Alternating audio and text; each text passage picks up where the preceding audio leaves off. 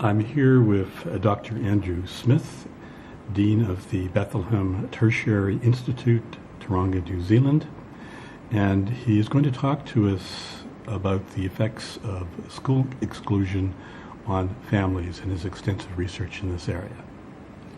Thanks, Brian, for the opportunity. A few years ago, as a result of coincidental conversation with a colleague, I started thinking about what impact it has on the family when a student is excluded from school, and went hunting in the literature and discovered there really is very little research.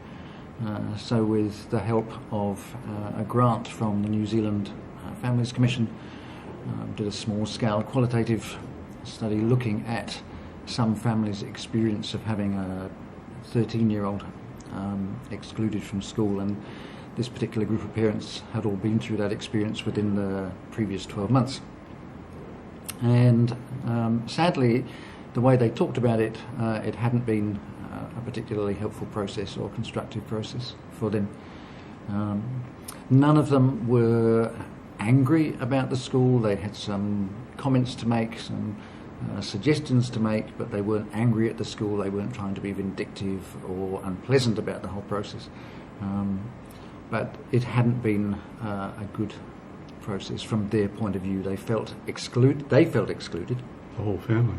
The whole family.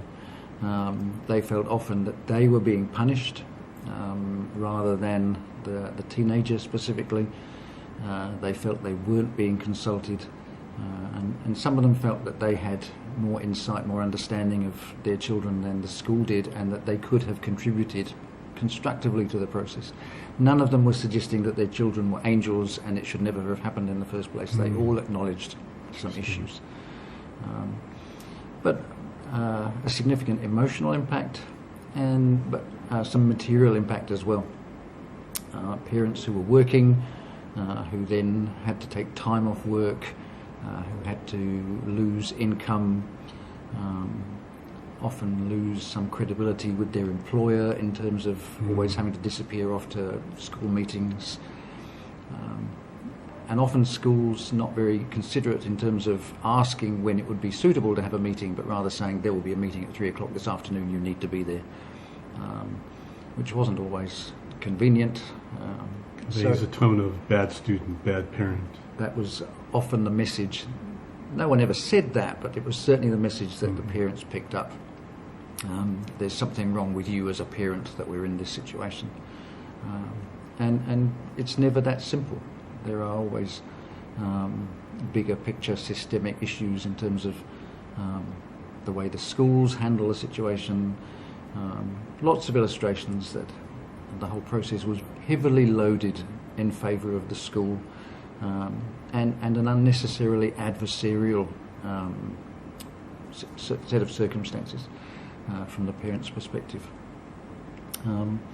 So that the parents had some very clear suggestions that would be helpful in terms of communication, in terms of being given information about the process, so that they felt more of having a say, having a voice.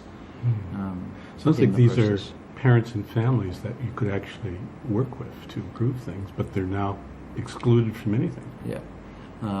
Very few of them had had any contact with a school counsellor.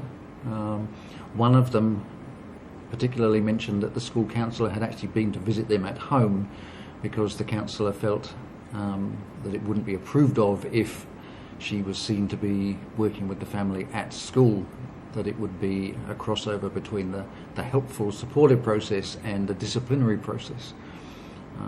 So the counsellor chose to get around that by visiting the family at home. And for me, that sounds a little bit of a sad reflection on how the school works, and there was huge potential, I think, for the counsellor to be involved in the process, to be supportive, to be a facilitator, to work with the family around any family issues, to work with the child. So the very word exclusion, it seems to me, is quite a loaded term. That this isn't a restorative process, it's not a constructive process, it is an excluding process. Dr. Smith, what are the implications of this for school-based family counseling? And I think it's a real challenge to school counsellors to see the role that they could have, and probably to take a little more initiative than some school counsellors do in getting involved in these situations. I think sometimes the counsellor feels positioned a little on the edge of the whole process, and I think that dynamic, that way of working needs to be looked at and revised, because I think the counsellor can play a very significant role in both therapy, but also in mediation and advocacy for the different groups in the process. Excellent. Thank you very much for sharing these insights. My pleasure.